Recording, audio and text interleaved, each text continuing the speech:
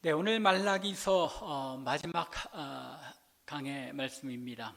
5번에 걸쳐서 이제 말씀을 전하고 마무리를 하게 되는데, 사실 이 말씀을 시작한 것은 우리 11월, 지난 2025년 11월 중순이었습니다. 거의 이제 2달 가까이 됐는데 5번의 설교임에도 불구하고 2달째 접어들었습니다. 그 중간에 성탄 감사 예배, 또 신년 감사 예배 여러 차례 이렇게 이제 그 절기에 맞는 말씀을 전하다 보니까 말라기 말씀을 띄엄띄엄 살펴볼 수밖에 없게 되었습니다. 그러다 보니 여러분들도 이 집중력이 많이 떨어지셨을 것 같습니다. 그래서 대략적으로 이 말라기 그동안 살펴본 말씀을 간략하게 정리해 보자면, 흔히 성도들이 이 말라기서를 생각할 때에 11조에 관한 말씀으로 생각하는 그런 경향이 많이 있습니다. 그러나 사실 이 말라기서는 이스라엘의 무너진 예배의 삶을 하나님께서 지적하시면서 그들로 하여금 다시 거룩한 예배자로서의 삶을 회복하도록 초청하시기 위해서 하나님께서 이스라엘 백성들과 쟁론하며 다투시는 그 과정을 이제 말씀하고 있습니다. 이런 논쟁을 통해서 하나님께서는 당신의 백성들을 여호와를 경외하는 삶, 곧 거룩한 예배자로서의 삶으로 초대하고 계신 것입니다. 이처럼 말라기서가 이스라엘을 향한 하나님의 쟁론을 중심으로 하고 있기 때문에 이스라엘과 하나님 사이의 질문과 응답이 말라기서에는 유난히 많이 등장하는 것을 볼 수 있습니다. 하나님께서는 이스라엘 백성들을 향하여 그들의 무너진 예배의 삶을 지적하시는데, 이스라엘 백성들은 터무니없는 엉뚱한 질문으로 응답합니다. 말라기서 2장 17절을 보면 하나님께서 이스라엘 백성들이 여호와를 괴롭게 하였다고 말씀하시는데, 그들은 무엇이라고 반문합니까? 우리가 어떻게 여호와를 괴롭혀 드렸나이까? 자신들은 전혀 여호와를 괴롭혀 드린 일이 없다고 시치미를 뚝 떼는 그런 상황이죠. 또 3장 7절 말씀을 보면 하나님께서 이스라엘 자손들에게 여호와께로 돌아오라고 촉구하시는데, 이스라엘 백성들은 무엇이라고 대답합니까?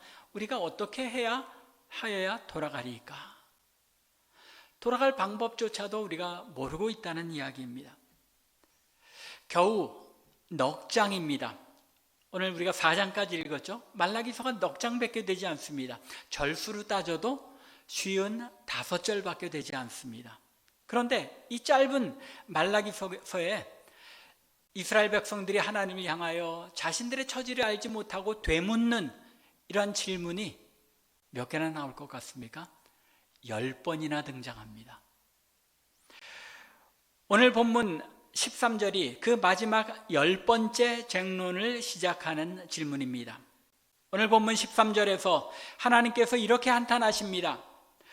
너희가 완악한 말로 나를 대적하고도 이르기를 우리가 무슨 말로 주를 대적하였나이까 하는도다. 여전히 자신들이 말하고 행하는 것이 어떤 의미를 지니는지, 자신들이 무엇을 하나님 앞에서 잘못하고 있는지조차 알지 못하고 있음을 여실히 드러내고 있는 질문입니다. 그러므로 오늘 우리가 이 말라기의 결론이라고 할 수 있는 본문 말씀 속에서 하나님께서 이스라엘을 향해서 무엇을 쟁론하시며 이스라엘과 다투시는지를 살펴보는 가운데, 거룩한 예배자의 삶에 대하여 하나님께서 우리에게 깨우쳐 주시는 바를 우리가 이해하고 깨닫게 되는 은혜가 있기를 바랍니다. 먼저 하나님께서는 말라기 시대의 이스라엘 백성들이 살아가는 그 삶의 현실이 어떠했는지를 다시 한번 지적하십니다. 13절부터 15절의 말씀에서 지적하시는데, 이미 말씀드린 것처럼 이스라엘 백성들은 자신의 삶의 행태가 여호와를 대적하는 그런 모습이었다는 것조차 깨닫지 못하고 있습니다. 13절 여호와가 이르노라 너희가 완악한 말로 나를 대적하고도, 여호와 하나님을 악한 말로 대적하면서도 이르기를 우리가 무슨 말로 주를 대적하였습니까? 우리는 여호와 하나님께 대적한 적이 없습니다. 하나님께 순종하는 삶을 살지 않았습니까? 라고 하나님께 따지고 있는 것입니다.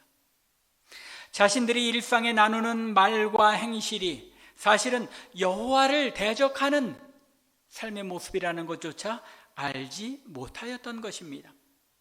여호와를 대적하며 그들이 말하고 행한 내용이 무엇이었습니까? 14절과 15절입니다.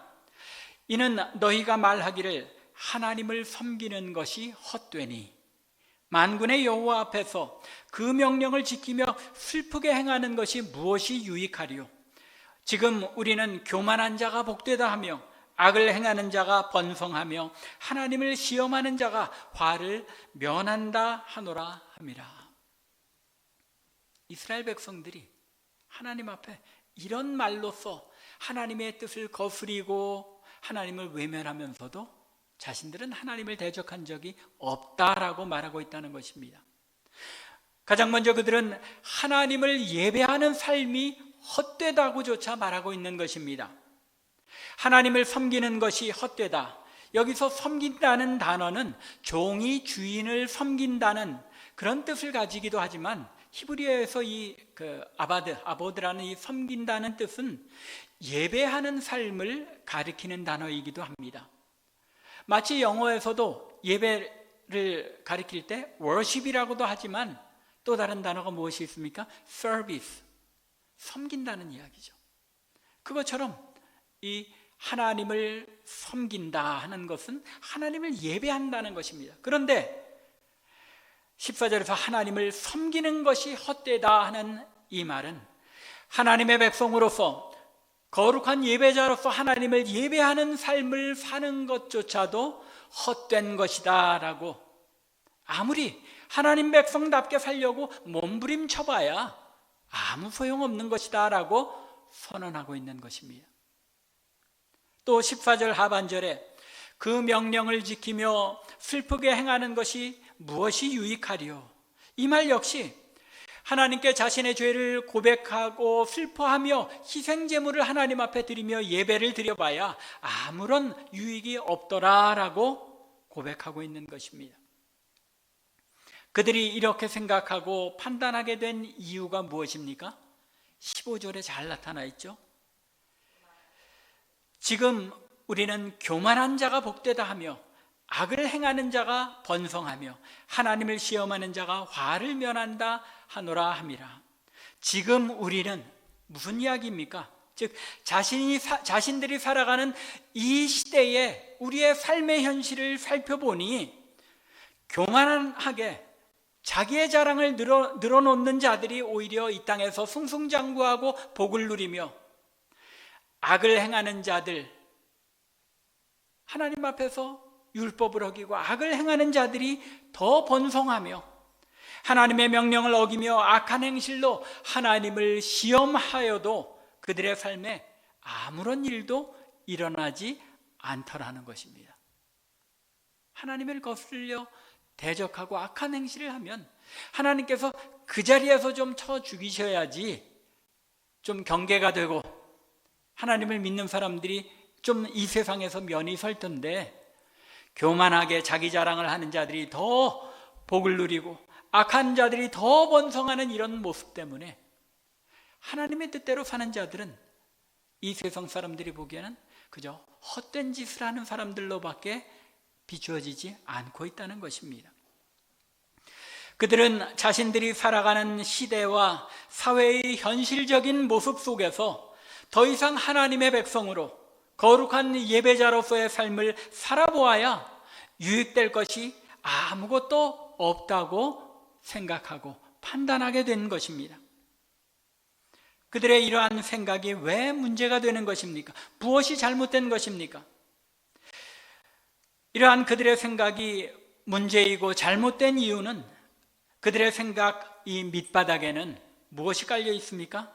더 이상 하나님의 공의로운 다스리심이, 더 나아가 하나님의 존재 자체가 이 땅에서 인정받지 못하고 있지 않나 하는 생각이 깔려있기 때문인 것입니다.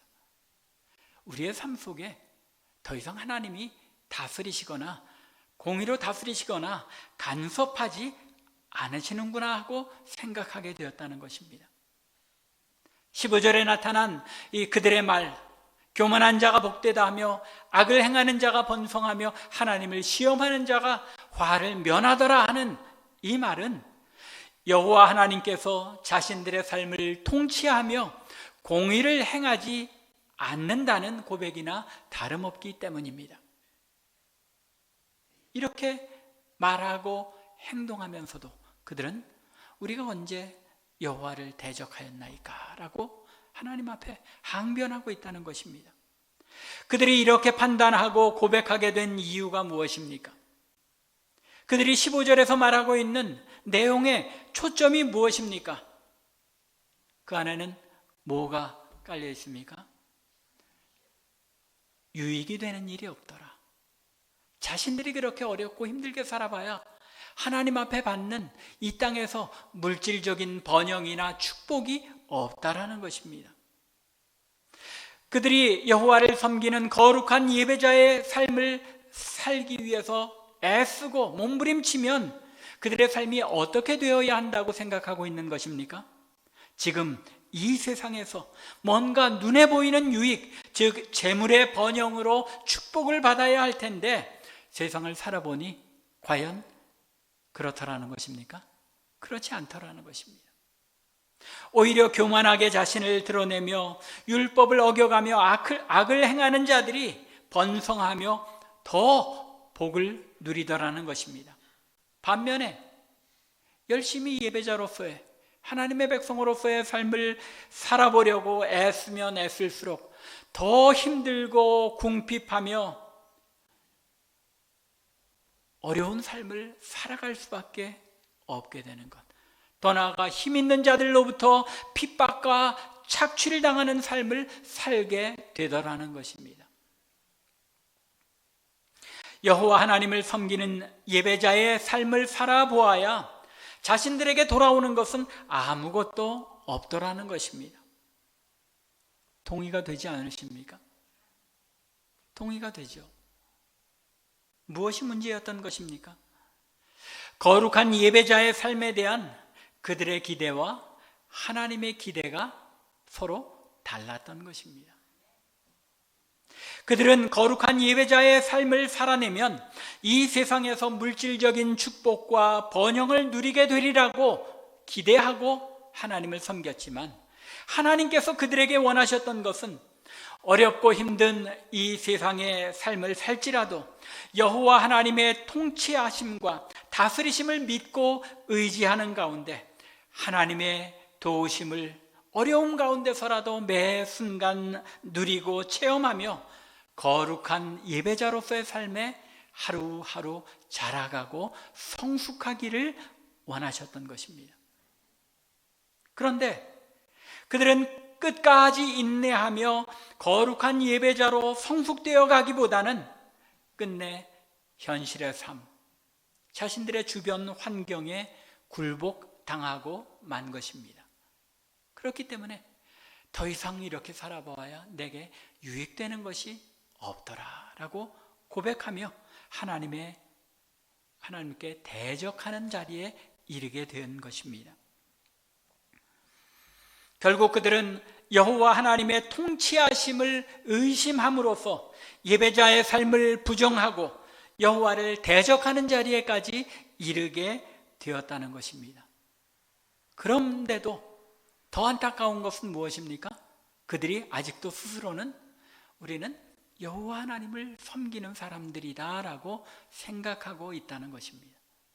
자신들이 어떤 마음 자세로 하나님 앞에 어떤 모습으로 대적하고 있는지조차 분간하지 못하고 있다는 것입니다. 그것이 오늘날 혹시 이 시대의 교회와 성도들, 우리의 모습은 아닙니까? 하나님의 백성답게 살아봐야 이 땅에서 우리가 얻는 건 별거 없더라. 그저 좀 하나님께 우리가 기도하고 하니까 조금 마음의 부담이 줄어들고 편안한 마음을 가지게 되더라. 그 정도에 불과하십니까? 그렇다면 기도하는 일들이 이루어지지 않을 때 우리는 자신도 모르게 예수 믿어봐야 별거 없더라, 그렇게 말할 수밖에 없게 된다는 것입니다. 이에 대한 하나님의 답변은 무엇입니까? 하나님께서는 그들에 대하여 답변하시기를 불의한 시대에 여호와를 경외하는 소수의 남은 자들을 거룩한 예배자로 세우신다는 것입니다. 하나님께서는 온 이스라엘 백성들로부터 제사장에 이르기까지 여호와를 만홀히 여기며 대적하는 그 시대에 소수의 여호와를 경외하는 자들을 남겨두신다는 것을 알려주십니다.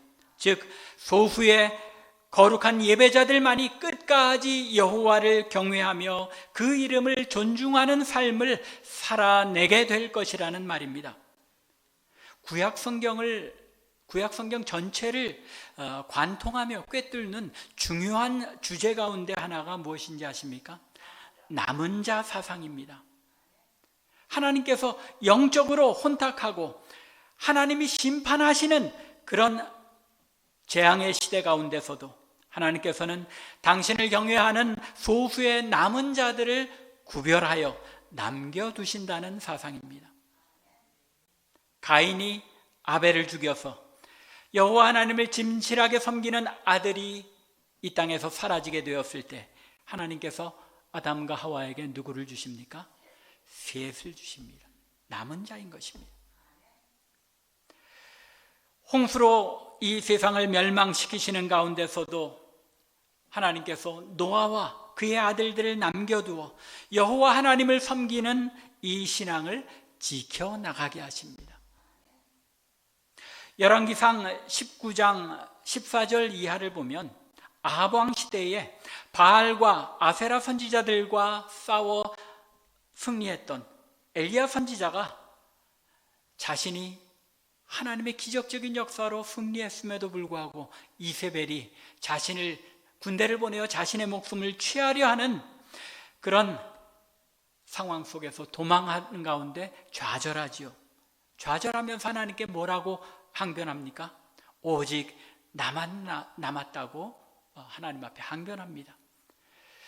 칼로 주의 선지자들을 죽였으며 오직 나만 남았거늘 그들이 내 생명을 찾아 빼앗으려 하나이다. 참 얼마나 절박한 하나님 앞에 한탄하며 기도하는 내용입니까? 하나님을 신실하게 섬기는 자가 이 땅에 아무도 남지 않고 이제 나 하나만 남지 않았습니까? 그런데 하나님께서 뭐라고 말씀하십니까? 내가 이스라엘 가운데 7,000명을 남기리니 바알에게 무릎 꿇지 아니하고 다 바알에게 입맞추지 아니한 자니라. 아무리 절망적인 상황처럼 보이는 가운데서라도 하나님께서 누구를 남기신다고요? 신실하게 하나님만을 붙잡는 하나님의 백성들, 여호와를 경외하는 자들, 소수의 거룩한 예배자들을 어떤 시대든지 남겨두신다는 것입니다.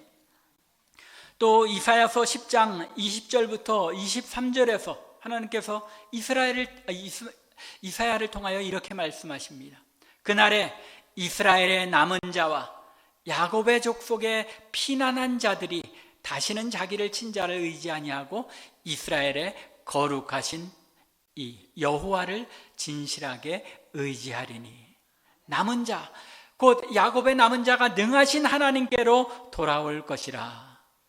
소수의 남은 자들을 항상 여호와께로 돌아와 여호와 하나님을 경외하는, 하나님을 진실하게 예배하는 자들로 세우고 남겨두신다는 것입니다. 이스라엘이여 내 백성이 바다의 모래와 같을지라도 남은 자만 돌아오리니, 이스라엘의 그 많은 백성들이 다 여호와께로 돌아오는 것이 아니라 오직 남은 자들만 하나님께로 돌아온다는 것입니다. 이것이 남은 자 사상인데, 구약 학자들은 구약 성경에 여호와 하나님을 신실하게 섬기는 남은 자들에 대하여 언급하는 구절들이 얼마나 된다고 말씀하는지 아세요? 520여 개의 구절들에서 이 남은 자들을 말하고 있다는 것입니다. 오늘 말라기서 본문 16절에서 하나님께서 이스라엘 백성들에게 무엇이라고 주장하십니까? 비록 이스라엘 자손들이 여호와를 대적하며 하나님의 다스리심을 부인하는 그 시대에조차도 하나님께서 여호와를 경외하며 그 이름을 존중히 여기는 자들, 곧 거룩하고 신실하게 하나님만을 섬기며 예배하는 자들을 남겨두셨다는 것입니다. 그들이 어떤 자들인지에 대해서는 여호와를 경외하는 자들이라는 것, 여호와의 이름을 존중하는 자들이라는 것 외에 다른 설명이 나타나지 않고 있습니다. 그러나 16절 초두에 보면 여호와를 경외하는 자들이 그때에 피차 말하며 여호와께서 그것을 분명히 들으시고라고 말씀합니다. 그들이 피차 말하며 라고 말하고만 있는데 무엇을 말했는지는 나타나고 있지 않죠. 그러나 전후 문맥을 통해서 우리가 추론해 본다면 앞에 13절부터 15절에 나타난 것처럼 이스라엘 백성들 모두가 여호와를 대적하며 여호와를 섬기는 일이 부질없다라고 말하고 있을 때 그들은 여호와를 섬기는 이 신실한 여호와를 경외하는 그 이름을 존중하는 자들은 피차 서로에게 말하기를 무엇이라고 말했겠습니까? 여호와께서 살아 통치하신다.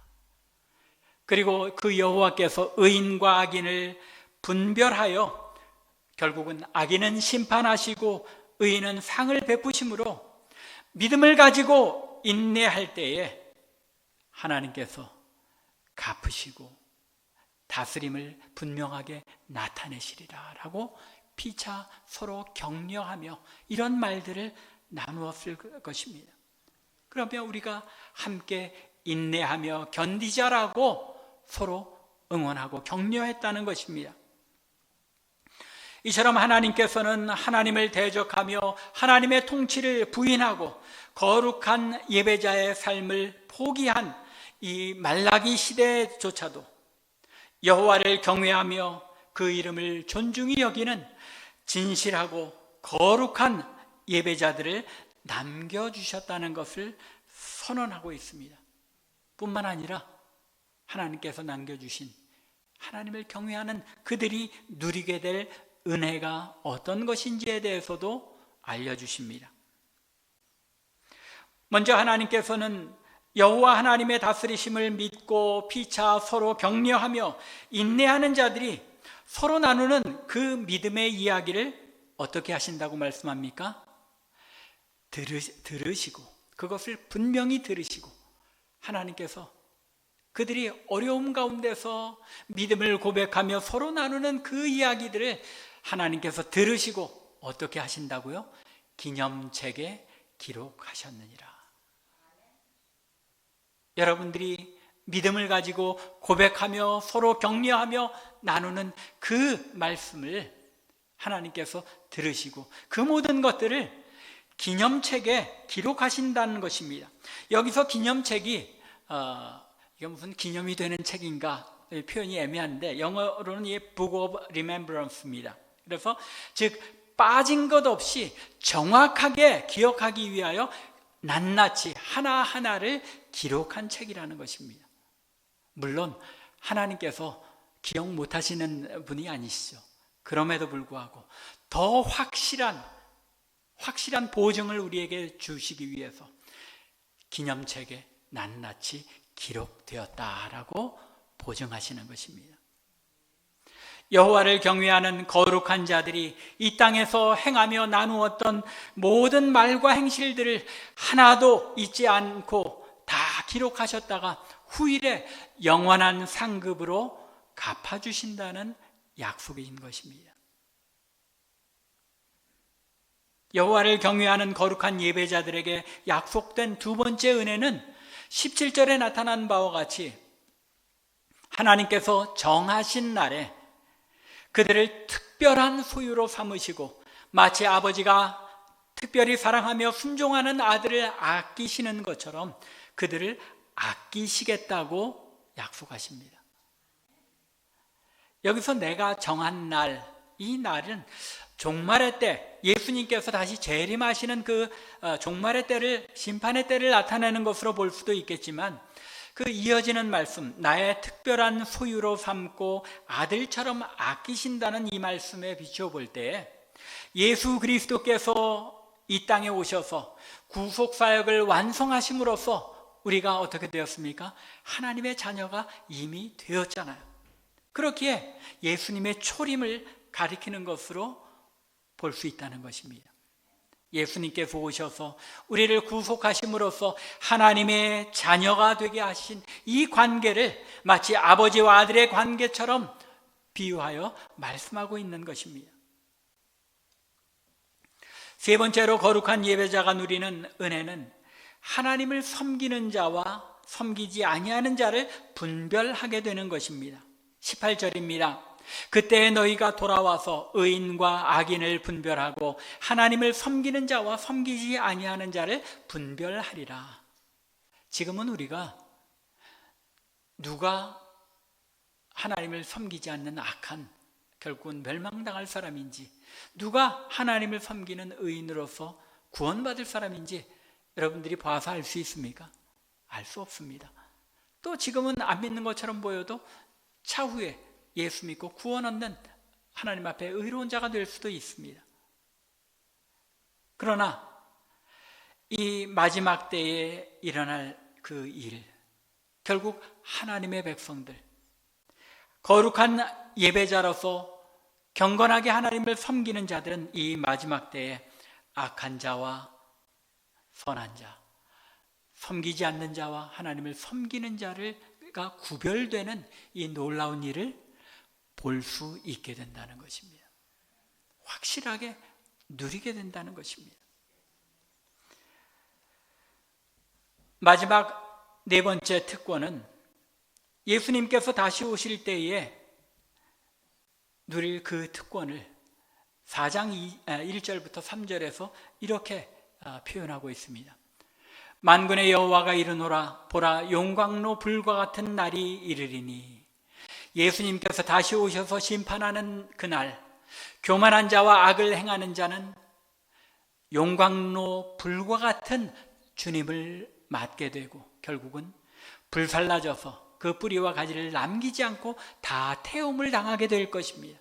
그러나 경건한 자들, 거룩한 예배자의 삶을 끝까지 인내하며 지켜낸 자들은, 즉 내 이름을 경외하는 너희들에게는 공의로운 해가 떠올라서 치료하는 광선을 비추리니 너희가 나가서 외양간에서 나온 송아지같이 뛰리라. 또 너희가 악인을 밟을 것이니 그들이 내가 정한 날에 너희 발바닥 밑에 재와 같으리라. 만군의 여호와의 말이니라. 여기서 의로운 해가 누구를 말씀합니까?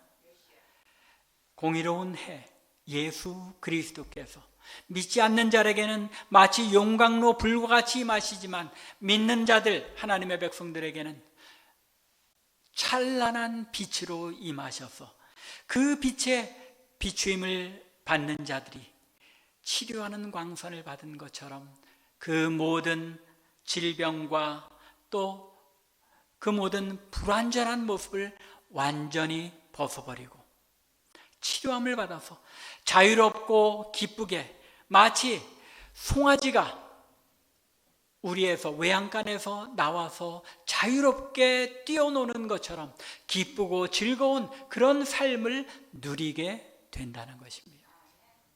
얼마나 영광스럽고 놀라운 은혜입니까?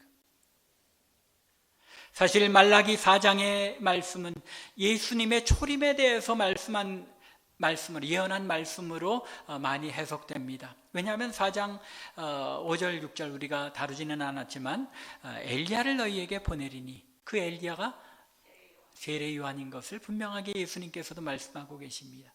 하지만 구약의 예언서들이 항상 이중적인 그런 내용을 성취를 담고 있죠.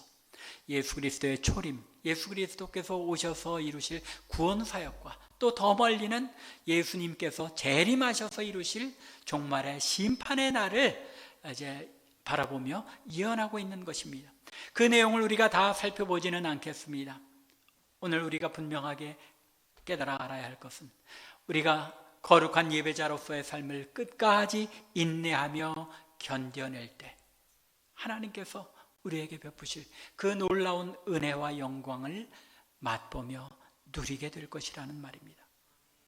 말씀을 마무리합니다. 오늘 우리는 거룩한 예배가 무너지고 여호와 하나님을 대적하는 말라기 시대에 대해 살펴보았습니다.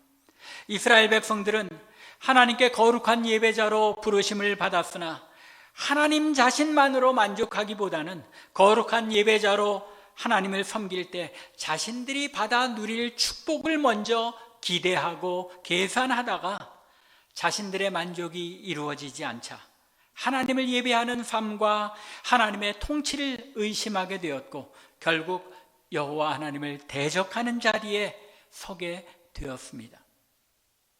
하지만 하나님께서는 그러한 시대, 예배가 무너지고 진실하게 하나님을 예배하는 거룩한 예배자가 사라진 것 같은 그 시대에도 여호와 하나님을 경외하며 그 이름을 존중히 여기는 남은 자들, 즉 거룩한 예배자들을 남겨두셨다고 말씀하십니다. 어두운 시대에도 시대를 분별하며 잘못된 영적 쇠퇴에 휩쓸리지 않고 바른 신앙과 말씀을 분별하는 자들을 남겨두셨다는 것입니다. 성경은 하나님께서 택하여 구원하신 자들은 언제나 적은 수, 소수였던 것을 우리에게 알려줍니다. 이스라엘이 혈통적인 아브라함의 자손으로서 거룩한 예배자로 부르심을 받았으나 그들 모두가 구원을 얻은 것은 아니었습니다.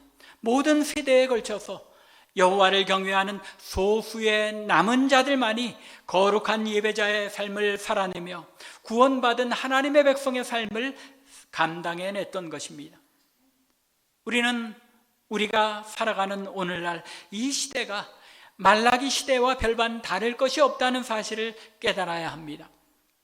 아니, 말라기 시대에 이스라엘 백성의 삶보다 더욱 물질 만능주의와 황금 만능주의가 횡행하는 시대 속에서 더 큰 세속주의의 유혹과 죄악의 물결에 휩쓸리는 시대가 우리가 살아가는 이 시대인 것을 우리는 너무나도 잘 알고 있습니다. 하지만 동시에 하나님께서는 오늘날 이 시대에도 여호와를 경외하며 그 이름을 존중하는 자들, 곧 거룩한 예배자들, 남은 자들을 남겨두셨다는 사실 또한 분명합니다. 문제는 우리가 이 시대의 현실 속에서도 타협하거나 무너지지 않고 경건한 하나님의 백성의 삶, 거룩한 예배자로서의 삶을 지켜나가느냐, 지켜나가지 못하고 무너지느냐에 있는 것입니다. 하나님께서는 우리 모두를 거룩한 예배자로 부르시기를 원하셨던 것은 분명합니다. 그러나 이스라엘 백성들처럼 현실에서 우리의 삶에 나타나는 모습의 상황에 실망하거나 잘못된 신앙의 기대에 치우쳐서 여호와를 대적하는 삶의 모습으로 변질되고 있는 것은 아닌지 우리 자신들을 돌아보아야 하는 것입니다. 혹시 내 마음의 한 구석에서라도 예수 믿는 삶 열심히 살아봐야, 열심히 믿는 자로서의 삶을 살아봐야 별거 없네, 차라리 이 세상 좀 즐겁게 살다가 가는 게 더 낫지 않겠나, 그런 마음이 혹시 여러분들의 마음에 드시지는 않습니까? 하나님께서는 우리 모두가 소수의 남은 자들, 거룩한 예배자가 되기를 원하셔서 우리를 부르셨다는 사실을 잊지 마시기 바랍니다. 간절히 원하기는 우리 참빛교회 성도들은 세속화와 물질 만능주의가 교회와 성도들을 삼키는 이 시대 상황 속에서도 거룩한 예배자의 삶을 잘 감당하는 가운데 경건한 남은 자들이 되어서 거룩한 예배자들에게 하나님께서 베푸실 그 놀라운 영광과 은혜를 마음껏 누리는 성도들이 되기를 주님의 이름으로 간절히 축원합니다.